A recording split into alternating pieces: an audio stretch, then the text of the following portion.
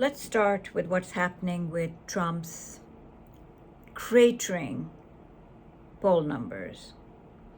And with poll numbers like this, he either needs divine intervention or he needs the protection racket and ropes, Supreme Court to step in, which they gladly did. But not sure this is going to save him, given what the poll numbers are showing and where the support is disappearing. So this is from CNN today, and Harry Enton describing the situation.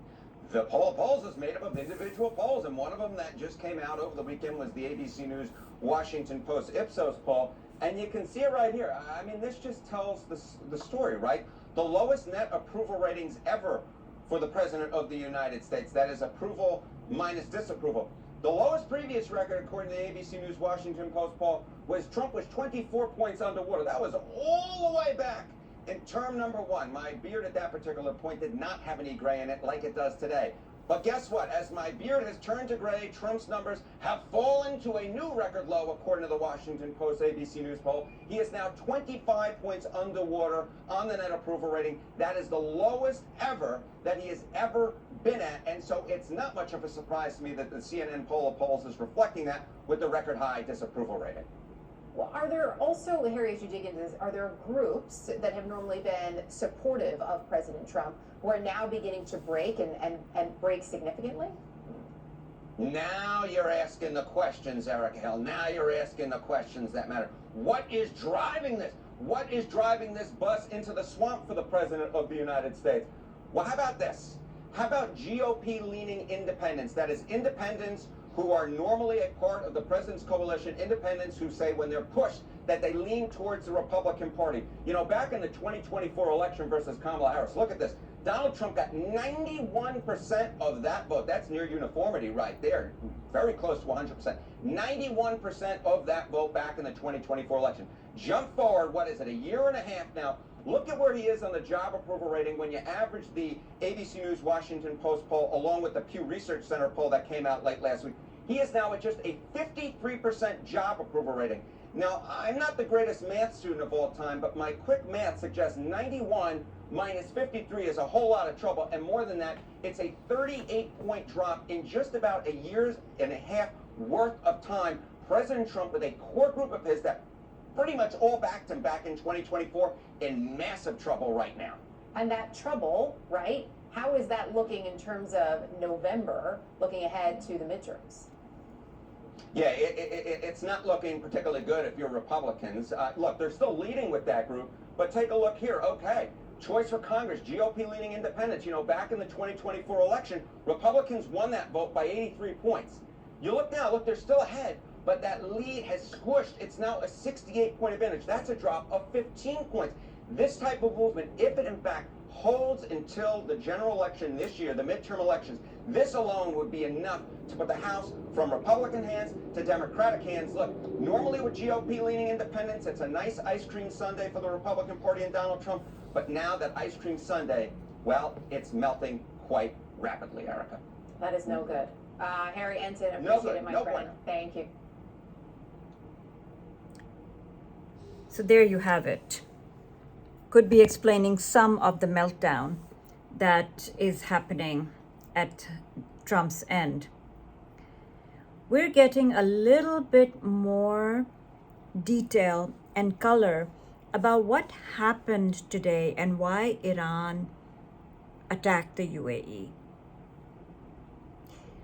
It seems that Trump's move to get the US Navy involved in moving ships through the Strait of Hormuz was some effort to break Iran's blockade on the strait while maintaining the blockade on Iran. And there was some effort to get UAE tankers through the Strait of Hormuz. And that was a big no-no for Iran, which, as mentioned, sees the UAE as proxies now for Israel. Sina Tusi, another one of the Iran analysts, says, what happened since Trump announced his plan to move ships out of Hormuz? UAE appears central to it, and indeed to contingency plans to restart war. Iran has responded with reported attacks on UAE and expanded its control zone to cover all UAE ports. Tehran isn't letting up. So now we have a third blockade. We have Iran controlling the Strait of Hormuz and not allowing ships to move without their permission and a toll fee. Then we have the US blockade on Iran, so a blockade of the blockade, and now it seems Iran has blockaded the UAE. And today, Iran attacked that very point where oil is transferred on to tankers to bypass, in some effort to bypass the Strait of Hormuz. So they attacked that. The UAE is very much in the crosshairs of Iran, and not sure the US has demonstrated its desire or its ability to defend the UAE. And not sure Israel's involvement in all of that has proven to be useful to the UAE either. So let us see what exactly Iran had proposed. Dropsite is giving us a rundown on Iran's framework for ending the war, what they've actually proposed. And this is from Dropsite News. Iran's 14-point proposal submitted to Pakistani mediators on April 30th outlines a phased path to end the war built on a core demand: the war must stop and pressure must be lifted before nuclear talks begin. Dropsite News' Jamie Scahill reports the sequence. 1. Ceasefire plus de-escalation. Iran calls for an immediate halt to all US and Iranian military operations, with the commitment extending to Israel and Iran's allies, including Lebanon. This is paired with a key demand: the unconditional lifting of the US naval blockade. Iran will not enter direct talks while the blockade remains in place.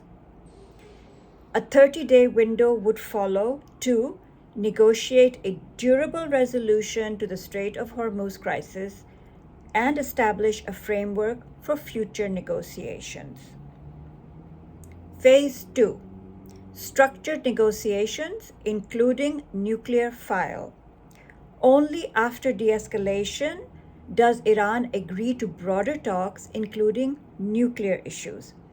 Iran's position: will not transfer highly enriched uranium abroad, offers instead to dilute stockpiles under IAEA supervision while retaining material for civilian use. Has also proposed not clearing rubble from bombed nuclear sites for a defined period. Iran's red lines: no full cessation of enrichment, no removal of highly enriched uranium from Iranian soil. Phase 3. Final terms plus guarantee. Iran's core conditions for any deal: binding guarantees the US will not resume war, full lifting of economic sanctions, unfreezing of tens of billions in Iranian assets. Additional key information. A senior Iranian official told Dropsite the proposal was not submitted voluntarily, but at Pakistan's request, after mediators concluded the US negotiating team was unable to advance talks on its own. Washington, by contrast, has been pushing front-loaded nuclear concessions in any deal, including ending enrichment and removing uranium stockpiles, demands Iran has rejected as non-negotiable. The Foreign Ministry spokesman, Ismail Baghai, says the issues raised about enrichment or nuclear materials are purely speculative, and at this stage we are not talking about anything other than stopping the war completely, and the direction we will take in the future will be determined in the future. He said this at a Foreign Ministry briefing today, Monday. He went on, "At this stage, our priority is to end the war.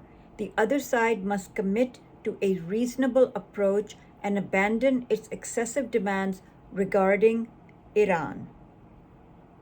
Unquote.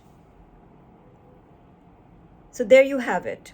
Those are the positions that Iran is taking. Those are the proposals and points that they have forwarded on Pakistan's request, not voluntarily according to them.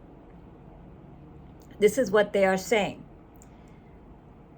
So let us see what happens. What is the response from the United States right now?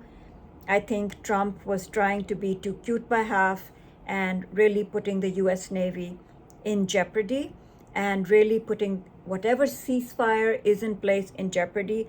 And certainly the UAE is in trouble because it seems that Iran has now basically messaged that they are blockading any delivery of Iranian oil from any port. UAE, they're blockading any delivery of Emirati oil from any port in the UAE. So there is that. We have this. And as I said before, Kuwait already has not delivered any oil since the hostilities started. So that oil is off the market. But given that the UAE is effectively blockaded, that's going to cause a host of problems in the oil supply to the world. So every analyst is saying there is no military solution. There is only a diplomatic solution. And ultimately, we will return to the 2015 deal, the JCPOA. Oh, and by the way, Mr. Obama has given a very interesting interview to the New Yorker, in which he basically said Netanyahu came to him with the exact same proposal to attack Iran, which he refused to do. But it was exactly the same talking points, exactly the same presentation, and he had said no. So there you have it. Netanyahu found his useful idiot, and here we are.